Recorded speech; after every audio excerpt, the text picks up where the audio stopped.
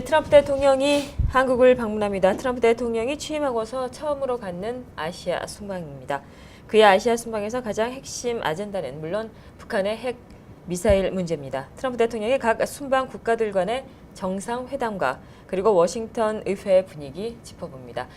네, 한 주간의 이슈를 알아보는 뉴스 진단 시간. 오늘도 워싱턴 전문가시죠. 김동석 시민참여센터 상임이사님 나와 계십니다. 안녕하십니까? 안녕하세요. 네네, 이사님. 트럼프 대통령이 아시아 순방을 앞두고 순방 국가들의 준비가 분주합니다. 우선 트럼프 대통령의 순방 일정 어떻게 되나요? 트럼프 대통령 취임해서 한 10개월 남짓한데 여태까지 직접적으로 뭔가 실행한 거는 국내 이슈 했습니다. 뭐 이민 문제라든지 세금, 그다음에 교육이라든지요.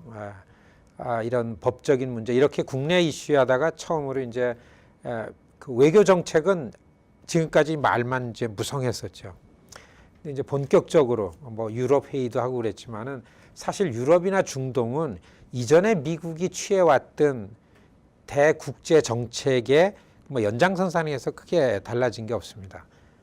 피보트 아시아라는 게 이제 아시아를 축으로 해서 미국의 외교 정책을 다시 쓴다라는 게 아들 부시에서 오바마 넘어오면서 이제 생겨났던, 왜냐하면 중국이 커지니까 인도 있죠. 그러니까 인구가 많으니까, 그리고 이제까지 아시아가 침체돼 있다가 아주 급 성장을 하고 있으니까 미국 벌써 꽂혔죠.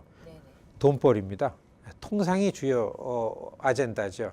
그렇기 때문에 세계의 이 비즈니스하고 이 통상 관계자들은 지금 그걸 다 알아요. 트럼프 대통령의 이 심중에는 비즈니스가 중요하다. 그러니까 이거를 쭉 갖고서 안보나 북한 핵위협이나 중국의 뭐 군사나 이런 얘기를 계속 이제 해왔던 거죠. 그리고서 이제 처음 장사에 나섰다 해보는 게 이제 3일부터 시작됩니다. 트럼프 대통령이 3일부터 시작돼서 이제 하와이에서 하루 자고요. 그 다음에는 일본 이틀, 한국 하루, 중국 이틀, 그 다음에 베트남에 가고 필리핀 가고 그러고서 이제 돌아오는데요. 열흘 순방을 합니다. 각 나라들이 트럼프 대통령이 미국의 대통령이 저 큰 힘을 가지고 우리한테 어떻게 들이매길까, 어떻게 받아칠까 그런 거 아닙니까? 이게 어떻게 해서든지 잘 보여가지고 적게 내놔야지 무섭게 위협을 하는 거죠. 뭐 이런 일본은 지금 이 경제 문제가 미국하고서 이렇게 충돌하죠.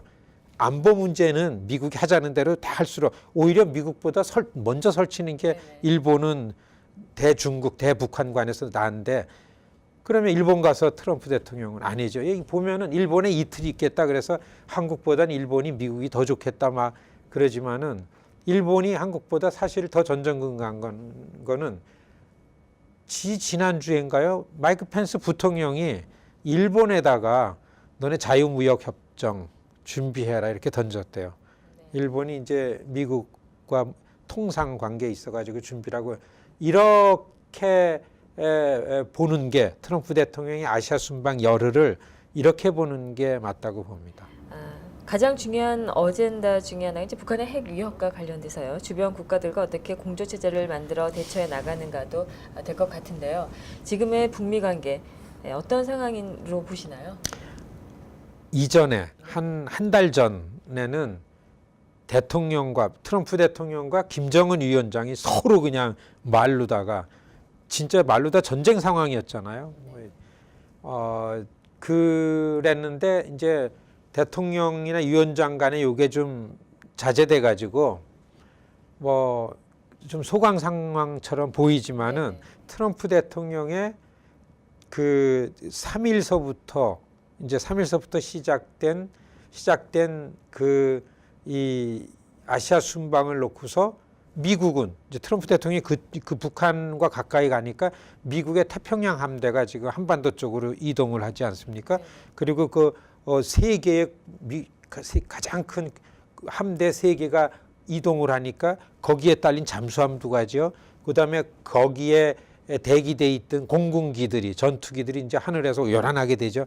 그럼 이제 북은 쫄죠, 막말로.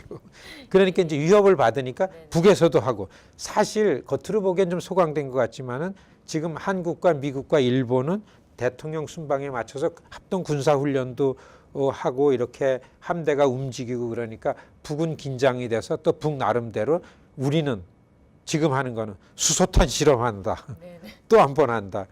쏘겠다. 이러면서 이제 어떻게 보면은 아주 긴장이 고조돼 있다. 이렇게 보여집니다. 예, 네. 예, 알겠습니다. 그러면 뭐 아까 뭐 잠깐 말씀을 주시기는 하셨는데요. 트럼프 대통령이 일본에게는 어떻게 주문하고 또 어떤 일을 떠맡기겠는지요? 일본은 지금 그 미국과의 경제 문제에 어떻게 하냐면은 일본이 미국의 농산물을 더 사줄 수 있는 부분이 많다고 합니다. 그러니까 트럼프 대통령이 이 미국의 농촌 지역에 가면은 이렇게 이제 장담을 했죠.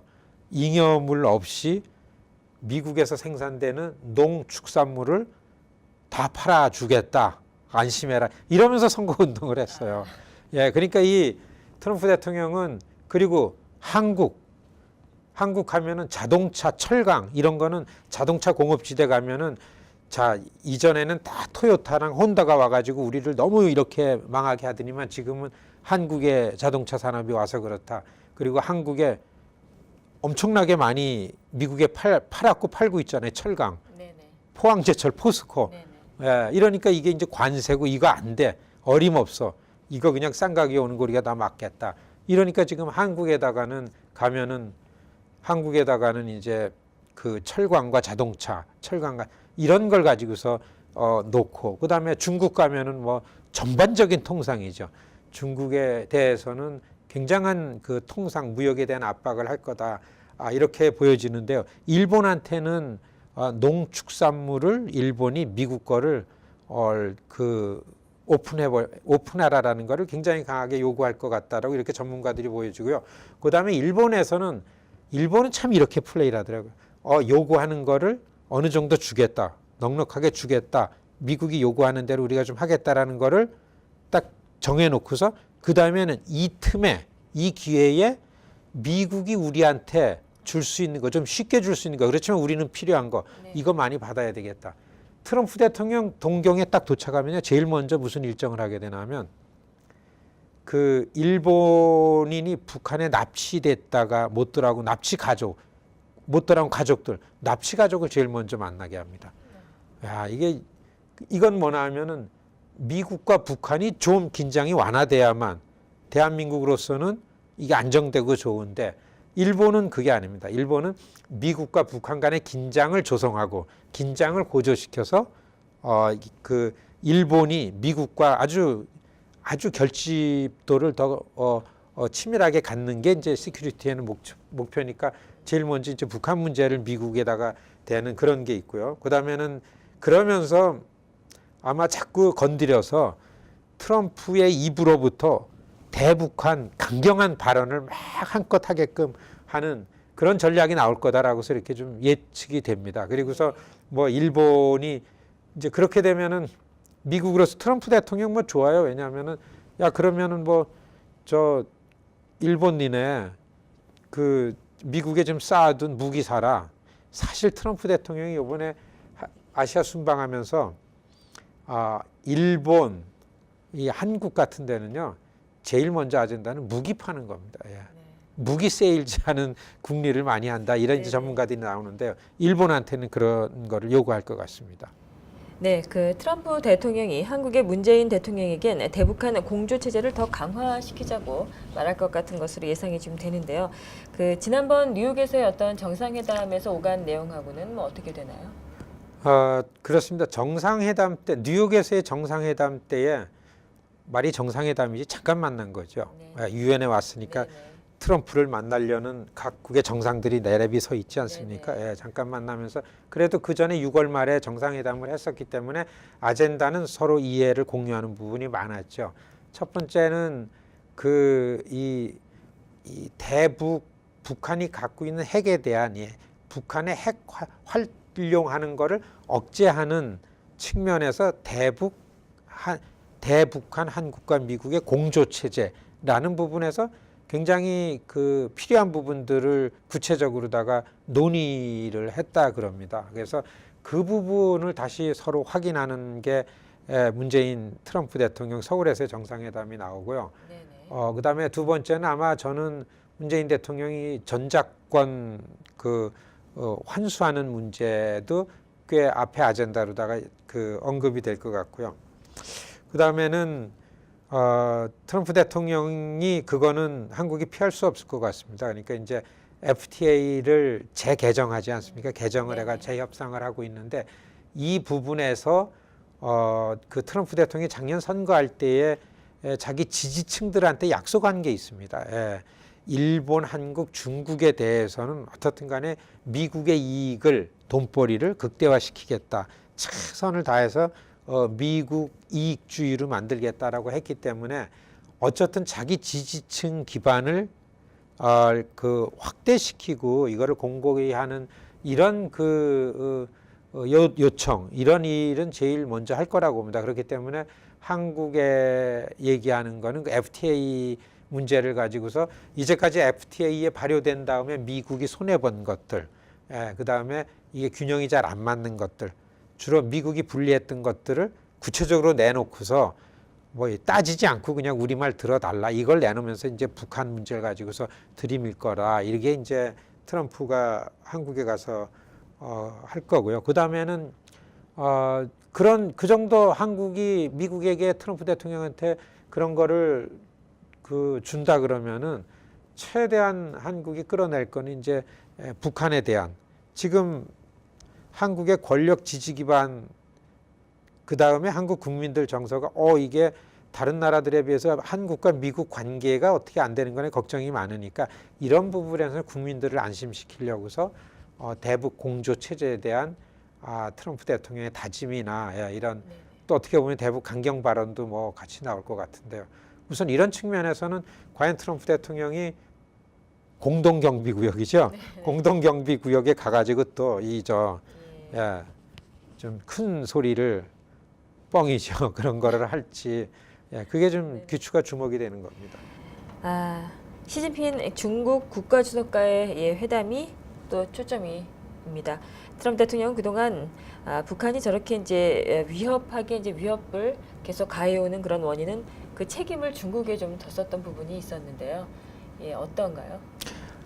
한 일주일 전에 중국이 시진핑 권력 2기 집권 체제가 딱 공고히 시작된 다음에 지난주에 중국에서 사드 보복 한국에다 그래서 뭐 여행도 못 다니고 중국에 있는 롯데백화점입니까? 이거 다 문 닫고 또 한국의 제주도나 인천이나 이런 데 중국 관광객 오는 거 다 끊겨가지고 막 그래가지고 굉장히 어려움을 겪었는데 시진핑 권력 2기가 시작되면서 중국 외교부가 전반적으로 한국과 중국은 협력해야 된다 해가지고 이게 좀 완화되는 조치가 좀 나왔습니다.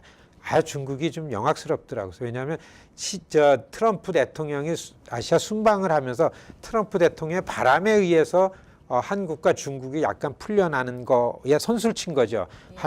그건 트럼프 대통령 영향이 아니라 한국과 중국이 좀 관계가 회복되고 그러는 거는 중국이 좀 봐주는 거다라는 거 보이려고 선수를 쳤어요. 그리고 두 번째는 시진핑 권력이 훨씬 더 공고화되기 때문에 시진핑이 그랬습니다. 북한과 중국이 이전에 얘기하던 혁명을 같이 했고 그래서 피를 나누어서 같이 싸웠고 혈맹 관계 이제는 그런 시대가 아니다. 이제는 국가와 국가의 관계는 현실이 기본이니까 현실의 이익을 놓고서 서로 좋은 관계를 맺어야 된다 이렇게 던졌습니다. 그건 뭐냐 하면은 북한아 중국도 우리 이익을 위해서 일하려고 하니까 우리 말 좀 들어라 니네 그겁니다. 미국은 중국한테 자꾸 책임을 떠넘기죠. 북한의 위협에 대해서 니네 북한에 기름도 주지 말고 이 무역도 통제하고 금융도 달러를 니네가 갖고서 중국에 왔다 갔다 하지 마라. 이거를 촘촘히 좀 그 제재를 강화시키는데 중국이 말을 안 들으니까 트럼프 대통령이 이번에 가면 시진핑하고 테이블에 앉으면은 그겁니다. 딱 놓고서 진짜 지금 경제적으로 서로 할 수 있는 거 다 하면 어디가 깨갱이냐. 전 이렇게 얘기할 것 같아요. 중국이 못 살죠. 아직까지는. 그러니까 시진핑은 아직까지는 중국 국민들의 경제 생활을 보장하지 않으면 어렵잖아요. 13, 14억 인구가 약간 어떻게 되면 안 되니까 미국과의 좋은 관계를 유지하는 게 중국으로서는 무엇보다도 중요합니다. 그렇기 때문에 시진핑이 앞으로 나가는 트럼프 대통령이 뭐라고 언급하기 전에 북에 대해서 훨씬 이전보다 강경한 입장을 가질 거다라는 게 전문가들의 추측인데요. 사실 이번에 트럼프 대통령이 중국 가서 시진핑 수석을 만나기 전에 지난 4월 중순서부터는요. 일주일에 한 번 정도씩 트럼프 시진핑 통화를 했다라는 얘기가 있습니다. 진짜 그렇게 확인도 되고요. 네. 그리고 아세요? 시진핑이 집단 지도 체제보다는 1인 권력이 강화되는 그 19차 전국 공산당 중앙위원회 하고 나서 이제 시진핑의 권력이 다시 딱 들어오니까 제일 먼저 가장 많은 시간 전화 통화하면서 축하한다는 게 트럼프 대통령이래요. 그러니까 우리가 모르고 있던 게 중국이 커지니까 미국이랑 긴장태 남중국해의 군사적 충돌 막 그렇지만은 벌써 중국은 중국대로 미국은 미국대로 서로 뭔가 주고받고 국가 이익주의에 우리는 뭔가 지금이 그런 거 아닙니까? 트럼프 권력 점점 좀 공고화됩니다. 트럼프 강, 아베 강, 시진핑 강, 네. 문재인 뭡니까? 이 큰일 났어요. 그래서 네. 지금 트럼프 대통령의 아시아 순방은 트럼프 대통령이 이제 한 10개월 지났어요. 네. 훌리 3년 이상이 있습니다. 이 동안에 좀 미국은 미국 제일주의로 가려고 길을 트는 그런 그 아시아 순방이라고 보여지는 그렇게 보는 게 맞습니다. 네, 그렇군요. 마지막 질문이 될 것 같습니다. 그 트럼프 대통령의 방한을 앞두고 워싱턴 의회는 어떤 지금 움직임을 보이고 있는지요? 워싱턴이 이제 워싱턴의 이 오피니언이 어떻게 생겨나고 리드되냐면 그 의회가 이끌고 가고 있습니다. 사실 특히 외교 정책은 그런데 의회에서는 지난 대북한 문제는 한국이 미국과의 관계에서 대북한 문제를 해왔기 때문에 한국의 지난 10년 동안 정부가 의회의 의원들한테 한국의 정책을 교육을 시켜오지 않았습니까? 그러니까 대북 강경 일변도의 입장을 갖고 있습니다. 의회는 대개가요. 그러니까 연일 나오면은 그 좀비어 법안이라는 게 나오지 않았어요. 원비어 법안이 나왔죠. 그건 뭐냐 하면은 금융으로 미국 시민을 데려다가 이렇게 잡아 고문하고 가두고 있다가 딱 풀어주자마자 며칠 만에 죽었는데 너무 화가 나지 않았습니까? 그러니까 제재를 강화시키는 금융 제재 강화법을 또 만들고 나오고 그 다음에는 테러 지원국으로 재지정하는 문제를 또 들고 나오죠. 한편에는 그래도 전쟁은 아니다. 반드시 이 트럼프 대통령은 북한과의 문제를 외교적으로나 대화로 풀어야만 된다라는 이런 그 발언도 나오고 이런 법안도 나왔습니다. 그래서 워싱턴 그 의회의 분위기는 어떻게든지 북한의 핵 위협을 트럼프 대통령이 미국이 안정되고 아시아 지역이 좀 안정한 가운데 이거를 잘 풀어나가도록 하는데 단지 북한의 권력이 갖고 있는 인권 문제라든지 그 다음에 뭔가 정직하게 볼 수 없는 거 이런 거는 강하게 압박을 하라 이런 오피니언이 지금 연일 의회에서는 나오죠. 그 테러 지원국 지정하는 문제는 굉장히 중요합니다. 지정이 됐던 걸 아들 부시 대통령 때 풀어줬었습니다. 근데 이게 이제 북이 점점 위협되니까 다시 재지정하자라는 이게 법안으로 되면은 굉장히 좀 달라지죠. 이게 한국에도 영향이 있습니다. 그러니까 그리고 미국에 사는 한인들의 시큐리티 체크업하는 데도 굉장히 어려움이 생기고 그래서 이 디테일을 알면은 그냥 우리가 볼 때는 북한이 저렇게 나쁘니까 테러 지원국으로 딱 정해가지고 콱 막아가지고 이걸 어떻게 그렇지만은 디테일을 보면은 미국에 사는 한국 사람들을 미국은 너가 노스 출신이냐 사우스 출신이냐 구분해서 대하지 않기 때문에 일단에 우리가 볼 때에는 점점 유연하게 남과 북, 북과 남이 좀 교류가 넓혀지고 어떻게 하든지 좀 별로 그런 게 없어도 신뢰 관계를 만들어낼 이런 어떤 그 신랄 같은 무슨 근거도 좀 만드는 게 중요한데 그렇게 하려면은 그 테러 지원국 재지정하는 문제는 우리한테도 중요하다. 이렇게 보여집니다. 예, 알겠습니다. 예, 오늘도 뉴스 진단 함께해 주셔서 고맙습니다. 고맙습니다. 네, 고맙습니다.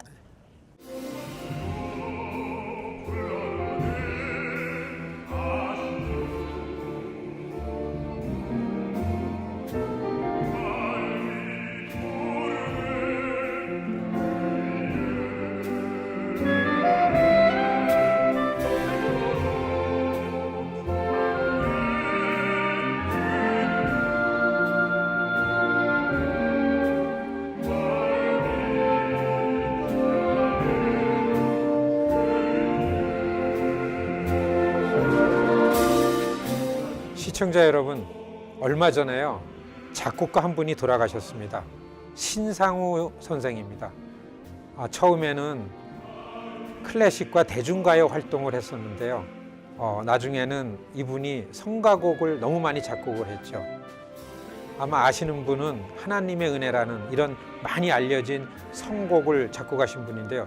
깊은 감성, 영성이죠. 이런 측면에서 노래를 많이 만들어 가지고서 우리한테 많이 알려졌는데요. 간암으로 지난 10월 초에 돌아가셨는데요. 이분이 아주 편안하고 평안하고 이런 곳이 어딘가 이렇게 생각하다가 노래 한 곡을 만들었는데요. 어디겠습니까? 안온함과 편안함을 주는 그런 곳, 가정입니다. 가족이요. 주말에 여러분들 편안하게 가정에 계실 때, 집에 계실 때 가족이라는 그 이름, 신상우 선생이 작곡한 노래 한번 들으시겠습니다. 이병현 씨가 주의하는 카메라타 남성 합창단이 노래합니다.